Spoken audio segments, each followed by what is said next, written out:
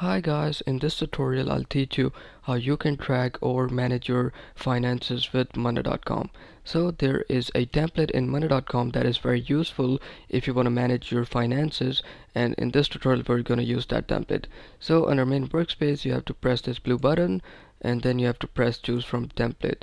Here you have to search for finance, and this template that says financial accounting, you have to press on it and then you have to select use template button and it will set up the template for you.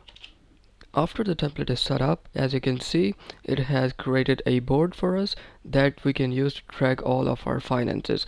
Like, we can add different suppliers, we can add another group. If you have multiple suppliers, you can add them by clicking this button, and then you can add your items, you can add the products or whatever your services are.